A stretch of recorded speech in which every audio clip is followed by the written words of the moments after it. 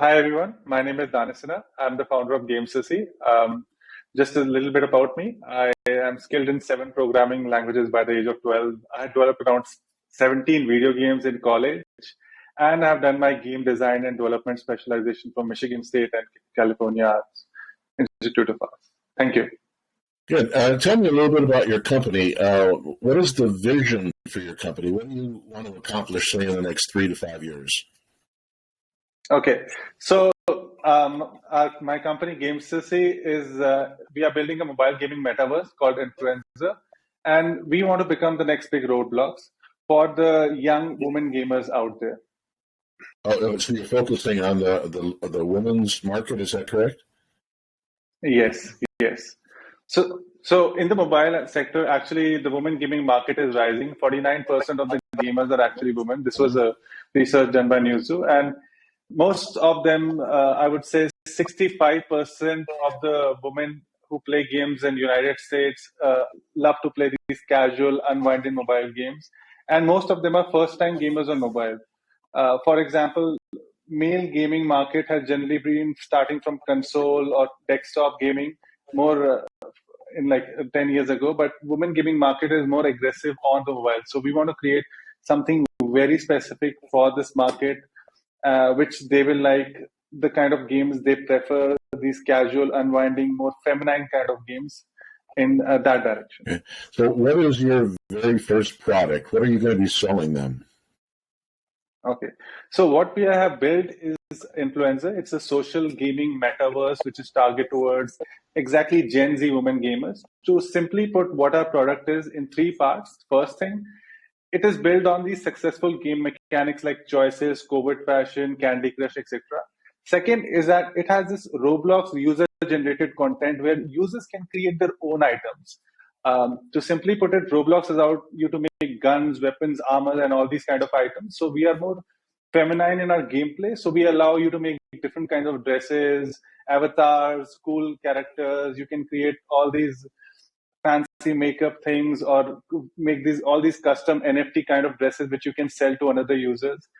There are a lot of interesting features. One thing I want to just give you an example. As a player, you can create designer dresses, hairstyle, fashion accessories, and sell it to other players on the network. So this becomes more like a fashion exclusive NFT for this particular kind of audience which really likes fashion. Uh-huh. So you say it's female, but could it be male audience also? I'm thinking my grandson, I really prefer that he doesn't use shoot-up games and things like that. Might he be interested in something you're doing? Yes, so our actual audience in our beta test is around 50,000 monthly active users, in which 70% are women and approximately 30% are male. Okay. Uh-huh. So it's more designed towards a female audience, but yes, everybody actually likes to play it. Right. The right way. So, I mean, you said dresses and things, so, guys might be maybe not quite so stylish. I don't know. I'm stereotyping it here too. But perhaps they could be designing wearable clothing of some sort, uniforms or other fun types of things. Besides clothing, other things they can design? So there are multiple kinds of game. It's like we have a dress-up game, a travel game, a cooking game, a racing game. Mm-hmm. So, so you can add. Sorry. No, go ahead. Mm-hmm. So you can actually choose whatever kind of game you want to play. So the platform is extremely open in its way. You can create cool custom NFT items, but these games are designed in a certain kind of audience. For example, we don't have like aggressive masculine kind of racing game. It's more like a fun kind of Toy Story kind of racing game or Cars kind of Disney World kind of racing game, to give you a better example. Is there some educational aspects to it too? In particular, so on your website, I saw you had cooking. So tell me about the cooking. How would that be gamified? So, for example, one thing which you can do is, let's say, Jim, you are from some country, like something very specific you'll have cooked in your home country. You can actually create an NFT item or an in-game digital item and actually create a whole mini cooking gameplay, and other people can actually play your game and they can learn what kind of cooking you do at your place. So you can have like super Japanese authentic cooking to Indian tandoori paneer, tandoori chicken kind of cooking. And you can actually share your mini games and custom cooking with other people, and you can show, I also made what Jim actually made in his cooking. And this is the whole network about. So I'm in Tucson, Arizona, and Tucson, one of their claim to fame is we're a UNESCO city of gastronomy. So there's a whole lot of different food products around Tucson here and flavors and things. So let's say a particular chili spice that might be unique for here. I could create that as a game piece. You can actually add this chili spice in a burger. This is also one of our monetization where we are trying to connect with brands. For example, if it's a travel game which you are playing, let's say I'm traveling to Japan, I can travel by flight to Japan inside the game. And then you can show any kind of custom airlines branding while you're traveling to Japan. Okay. Right. Yeah. So your business model. I'll talk a little bit more about your business model. The game. Do you have a freemium, premium type model, or how are you going to market your product? So it's a free-to-play game, and we have designed a model in two different halves. First is for the paying users, which are from US, UK, etc. It's more in-app purchase centric, where you can buy premium currency, you can spend it on different kind of digital items with other people make. And for a more free tier 2 country model for like India, Indonesia, Mexico, Brazil, etc., we are more focused on ad-based revenue, and where if you are from these countries, the ad percentage which will be shown to you will be high. If you're from more of a tier 1 country, we prefer not to show you ads at all because that is more of a paying user base market. The third piece is our whole marketplace which we are trying to create. For example, Jim makes cool custom in-game items, food items, dresses, or whatever he wants to make. And Danish is an aggressive in-app purchaser and he buys Jim's items every time. So based on Danish actually will pay Jim some amount of digital currency, but also the game, also our game will make an X amount of commission through that transaction between Jim and Danish. Okay. Who are your competitors? Who's doing something similar to you? Anybody doing exactly what you're doing? So I would say there are different kinds of competitors for us. One is something like in Roblox, which has created this whole universe where people can play games together. This is one kind of competitor. But we differentiate ourselves by making our game for a very specific niche women gamers who play games on mobile.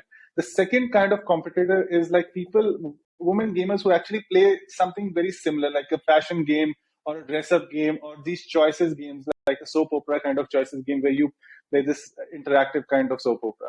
So we are slightly different from this soap opera game because we are not super casual in nature. We are extremely immersive as a game where you can actually create digital content. You can really share with other people.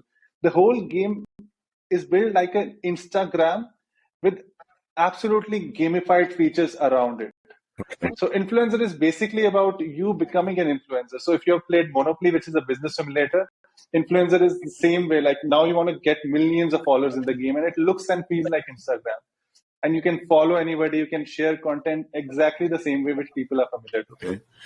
Tell me a little bit about your marketing strategy. So how are you going to get in players to your game?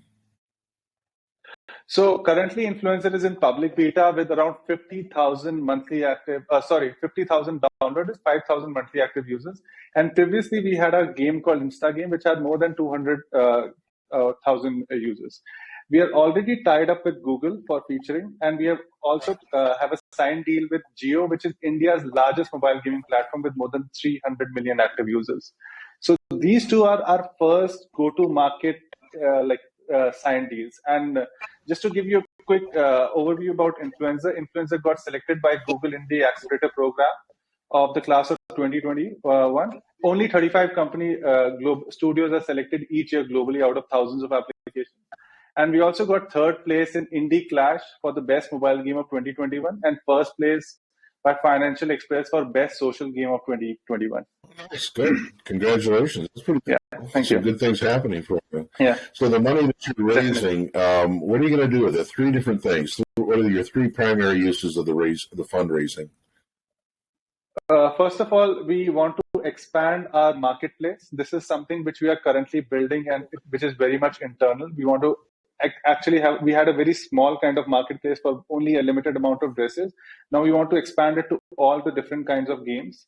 And the second thing is to tie up with a publisher, we have to polish the game a lot more. like we need to optimize our retention KPIs, we need to optimize our monetization KPIs even further.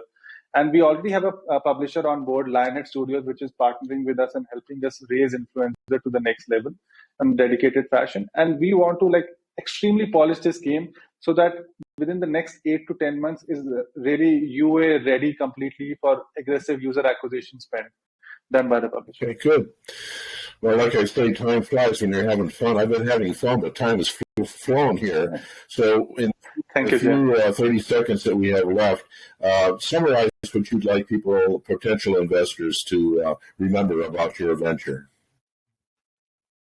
So we are going to create the next gaming metaverse for women gamers. And this is the direction which we are headed. For example, if you go to a toy store, you might see Hot Wheels, you might see Beyblades, but you also see these doll houses and cooking sets. And everybody chooses what kind of games they want to buy. We are the creators of these awesome doll houses and awesome Barbie sets. If you have to give an example of a doll house. Very good. Thank you. It was a pleasure meeting you, and good luck with your venture and your fundraising here. Thank you so much, Jim.